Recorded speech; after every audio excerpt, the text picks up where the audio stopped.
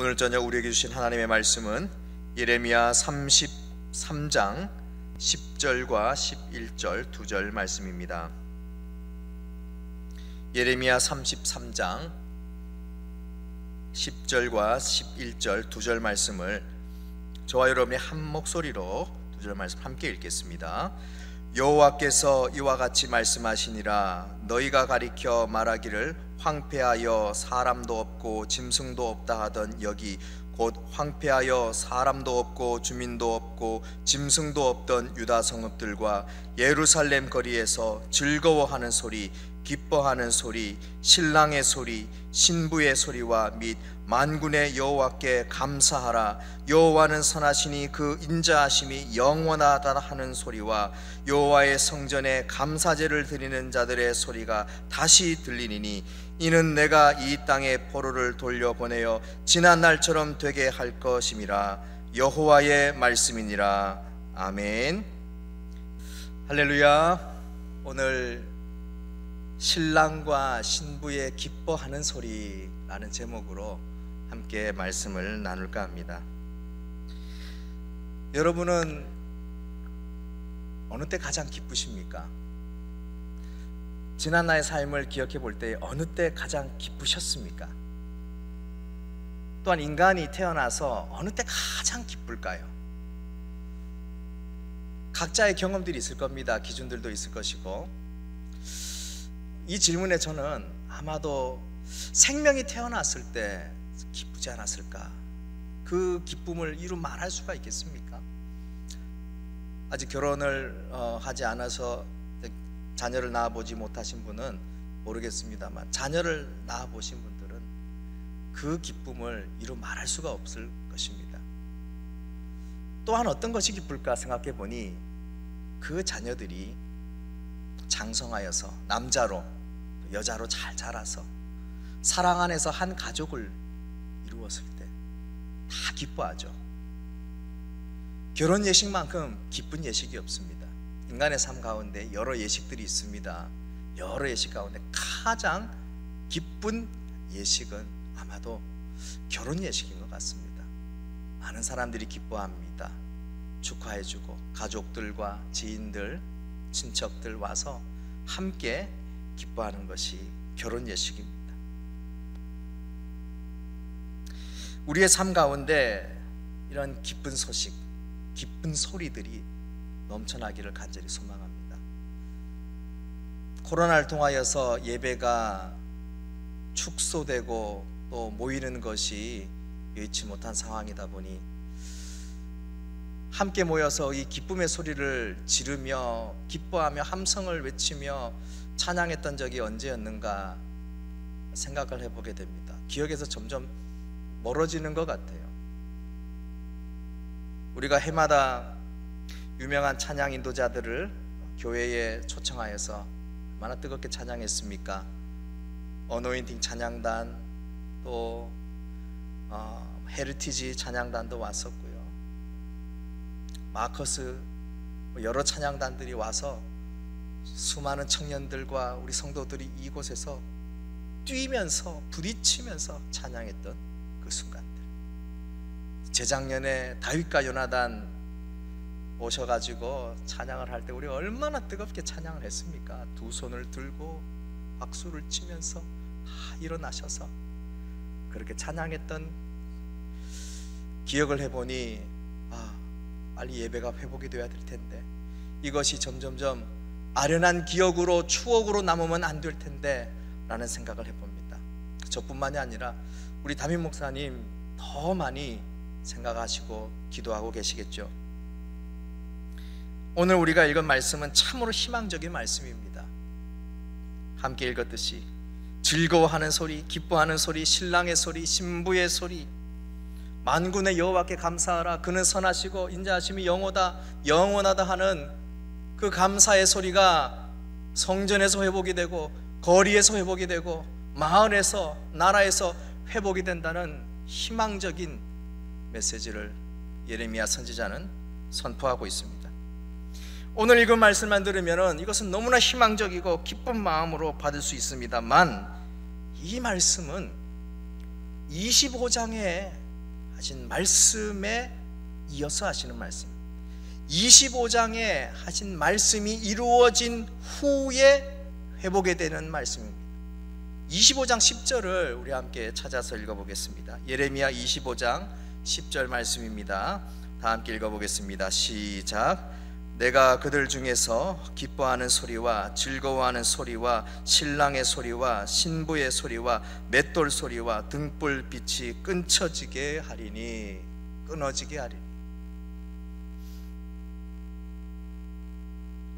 이 소리가 끊어졌다는 거예요. 기뻐하는 소리가 더 이상 들리지 않습니다. 신랑의 기뻐하는 소리, 신부의 기뻐하는 소리가 더 이상 들리지 않는 유대 민족의 거리였습니다.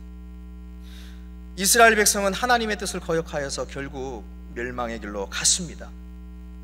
유다 성읍과 예루살렘 거리에는 사람도 없고 우리에는 가축도 없습니다. 황폐한 곳이 되고 말았습니다. 70년간의 바벨론 포로 생활을 하며 비참한 삶을 살게 되었습니다. 하지만 하나님은 이 백성을 향한 회복을 계획하셨습니다. 민족의 멸망이 끝이 아니라는 거예요. 하나님의 징벌이 끝이 아닌 것을 하나님은 나타내셨습니다.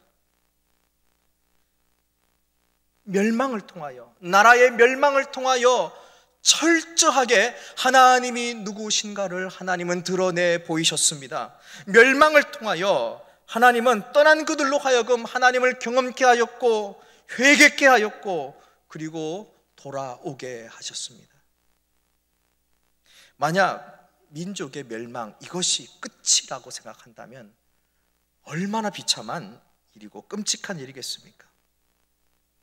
유대민족이 멸망을 해버리고 그 남은 자들이 다른 민족과 섞여서 민족의 정체성을 잃어버리고 하나님이 누구인지, 우리 민족을 이곳으로 인도하였던 모세가 누구인지, 여호수아가 누구인지 알지 못하는 세대가 되어버린다면 얼마나 슬픈 일이고 통탄할 노릇입니까?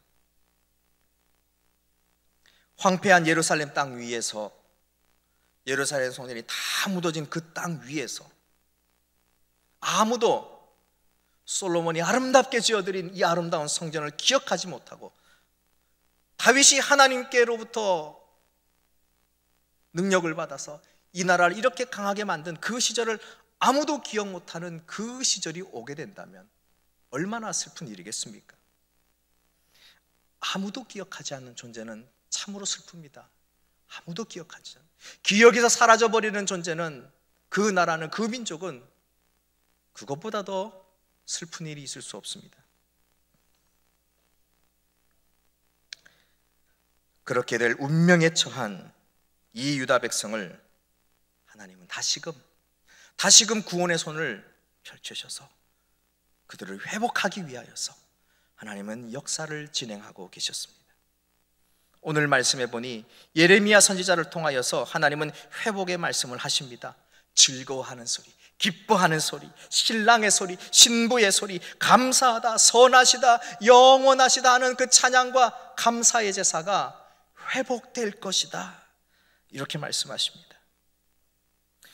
이러한 소리 회복되기를 저와 여러분이 간절히 원하시죠? 이곳에, 이 넓은, 이 아름다운 동부의 제단에 뜨거운 찬양의 소리, 기도의 소리가 정말 다시금 회복되어서 하나님께 기쁘게 나아가는 그날이 오기를 간절히 소망합니다. 이렇게 회복의 소리가 다시금 들리기 위하여서 우리가 다시금 왜 이런 일이 일어났는가를 생각해 봐야 됩니다. 유다 백성들, 북이스라엘, 그 민족이 왜 멸망하게 되었는가를 다시금 생각해 볼 필요가 있습니다. 첫 번째, 그들은 선지자의 외침을 외면하였습니다. 선지자의 외침, 이사야 선지자, 예레미야 선지자를 비롯한 많은 선지자의 외침을 듣지 않았습니다. 그렇다면 왜 많은 사람들은 그 선지자의 외침을 외면하였을까요? 그것은 바로 죄악이 그들 안에 들어와서 참된 선지자의 외침과 거짓된 선지자의 외침을 구별하지 못하였어요. 영적인 분별력이 없어졌던 것입니다. 지금 이 시간에, 이 시대를 살아가는 이 순간에도 마찬가지입니다. 우리는 영적인 분별력이 참으로 중요합니다. 수많은 사람들이 자신이 참이다, 자신이 진리다, 내가 바른 말을 한다, 이렇게 외치는 시대에 살고 있습니다. 최근에 코로나를 통하여서, 또한 많이 발전한 기술을 통하여서, 유튜브를 통하여서, 이 미디어를 통하여서 더 많은 사람들이 내가 참이야, 내가 진짜야, 나에게 따라와, 내 말이 맞아, 영적인 분별력을 잃어버리면은요, 너무나 우리는 쉽게 휩쓸리게 되고 맙니다. 그럴듯해 보이는 거예요. 참인 것처럼 보이는 거예요. 예레미야의 상황에도 마찬가지입니다. 예레미야가 이 나라는 멸망합니다, 바벨론에 의하여서 70년 동안 멸망한 후에야 하나님께서 이 민족을 회복시켜 주실 것입니다 라고 외친 그 순간에, 아니다, 우리 민족이 어떻게 멸망할 수 있느냐, 이 예루살렘 성전이 어떻게 무너질 수 있느냐라고 많이 외쳤던 수많은 선지자들이 있었죠. 대부분 그 말들을 따라갔습니다. 그 거짓 선지자들을 하나님께서는 악하게 보십니다. 예레미야 23장, 좀 긴 말씀이지만 함께 읽어보기를 원합니다. 23장 13절에서 17절에 보면 하나님께서 얼마나 이 거짓 선지자들에 대해서 증오하시는지, 싫어하시는지 잘 나타내고 있습니다. 예레미야 23장 13절에서 17절 말씀을 저와 여러분이 한 절씩 교독하겠습니다. 내가 사마리아 선지자 중에 우매함을 있음을 보았나니 그들은 바알을 의탁하고 예언하여 내 백성 이스라엘을 그릇되게 하였고,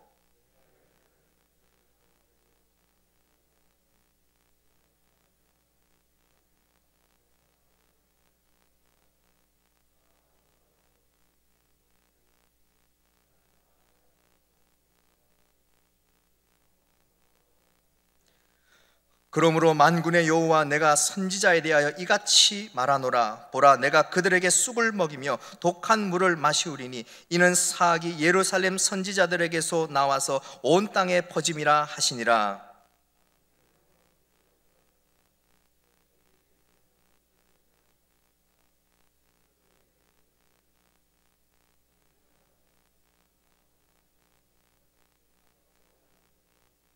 다 같이요. 항상 그들이 나를 멸시하는 자에게 이르기를 너희가 평안하리라, 여호와의 말씀이니라 하며, 또 자기 마음에 강팍한 대로 행하는 모든 사람에게 이르기를 재앙이 너희에게 임하지 아니하리라 하였느니라. 아멘. 많은 거짓 선지자들이 재앙이 임하지 않는다, 재앙이 임하지 않는다. 예레미야 선지자가 저렇게 얘기하지만 우리나라는 그렇지 않다, 우리 민족은 그렇지 않다, 이렇게 얘기하였습니다. 13절 말씀에 사마리아 선지자들, 북이스라엘을 말하는 것이죠. 북이스라엘 선지자들도 마찬가지였습니다. 그래서 그들은 바알을, 우상에게 의지하고 우상을 의탁하여서 이스라엘 백성들을 그릇된 길로 가게 만들었습니다. 마찬가지로 예루살렘 선지자들은 누구입니까? 유대나라 선지자들이죠. 그 선지자들도 마찬가지로 가증한 일을 행하였는데 그들은 성적으로 문란했습니다. 간음을 행하였습니다. 행악자의 손을 굳게 하였다고 합니다. 이것은 행악자, 세번역에는 행악자를 도왔다라고 이렇게 번역이 됩니다. 다시 말하면 악을 행하는 자들을 막아야 될진데, 책망해야 될진데, 거짓 선지자들은 오히려 그들을 도와서 그들로 하여금 그 악에서 돌이킬 수 없을 만큼 만들어 버렸다고 합니다. 그래서 그들을 마치 소돔과 고모라와 같은 자라 하나님은 이렇게 책망하십니다. 15절 말씀에 하나님께서는 이제 그들을 쑥을 먹이며 독한 물을 마시겠다, 하나님께서 진노의 잔을 그들에게 주시겠다, 이렇게 말씀하십니다. 왜 그러냐? 그것은 그들의 악이 선지자에게로부터 나와서 온 땅에 퍼져버렸다는 거예요. 우리가 독사에게 물리게 되면 그 물린 부분만 다치는 것이 아니라 피를 통하여서 온 몸에 독이 퍼지듯이 거짓된 선지자들의 입에 나오는 그 말 한마디 한마디가 그 말을 듣고 따르는 모든 백성에게 독처럼 퍼져나가 버렸다는 겁니다. 그래서 하나님께서는 이 거짓 선지자들을 심판하시겠다, 이렇게 말씀하고 있습니다. 16절에 보니 그들의 말이 무슨 말이냐, 그들의 예언이 무슨 말이냐, 그것은요 그냥 자기가 생각하는 자기의 말이에요. 자기의 마음에 나온 말이라는, 자기 생각대로 임의대로 하나님께서 주신 말이 아니라는 겁니다. 강팍한 대로 행하며 그들은 그렇게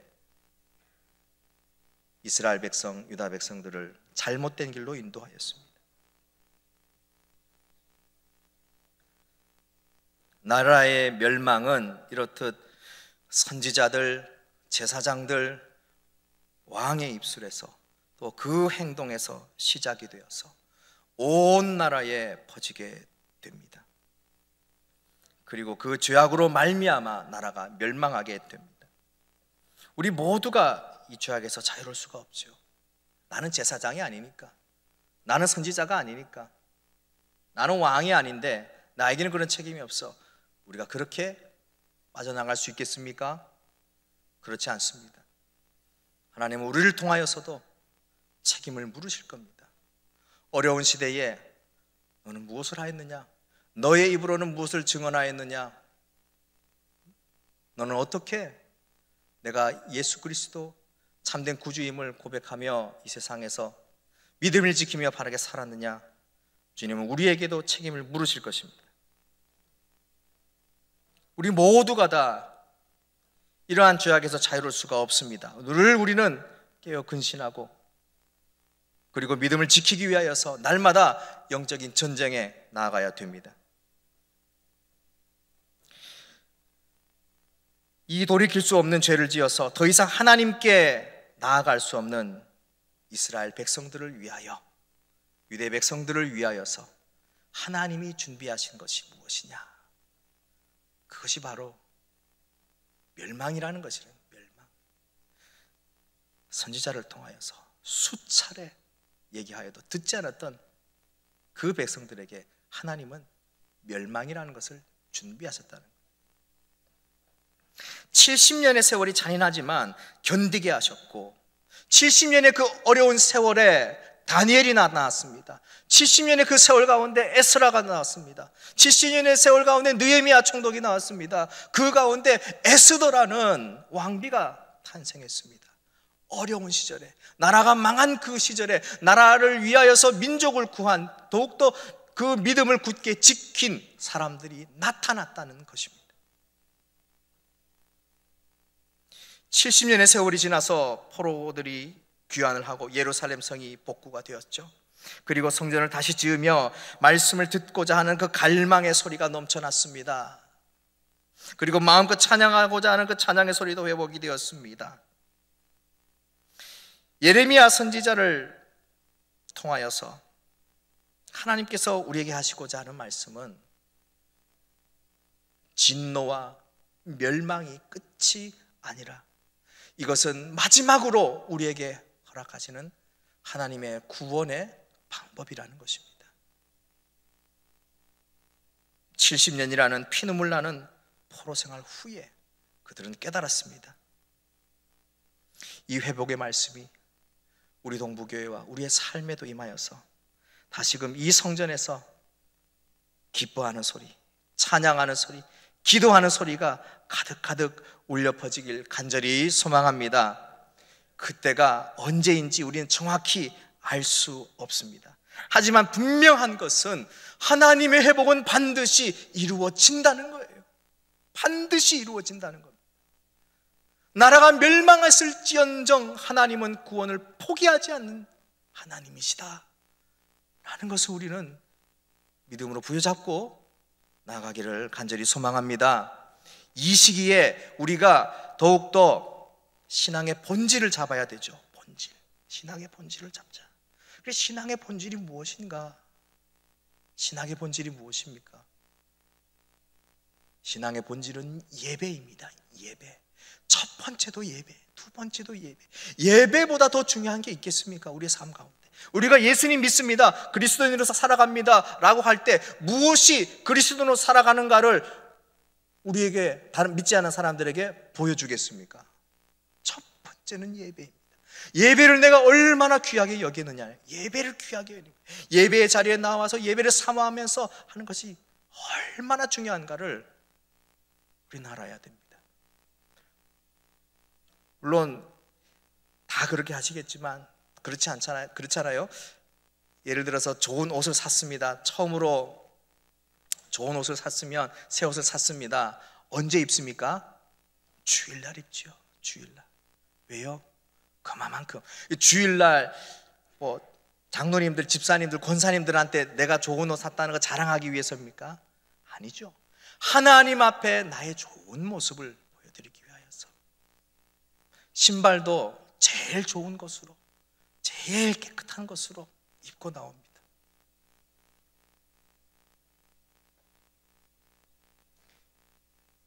동전도 지폐도 가장 깨끗한 것으로, 지갑에서 꾸깃꾸깃 해가지고 그거 빼서 그냥 헌금 봉투에 넣어서 넣는 것이 아니라 토요일 날부터 이미 준비하여서 가장 깨끗한 것으로 준비하여서 하나님께 드리는, 예배가 너무나 중요한 거예요. 예배를 드리는 마음가짐이, 우리가 코로나를 통하여서 저는 이것을 더 귀하게 느꼈습니다. 우리가 어떻게 예배를 드려야 되는가. 예배를 드리는데 혹시 오해는 말고 들으십시오. 다리 꼬시는 분이 있더라고요. 다리가 저게 버릇 습관이 되셨겠죠. 예는 합니다. 하나님의 존전 앞이라면 어떻게 다리 꼬고 예배 드릴 수 있겠습니까? 하나님 여기 앞에 딱 계시다고 한다면 다리 꼴 수 있습니까? 그런 분이라면 다리 꼬십시오.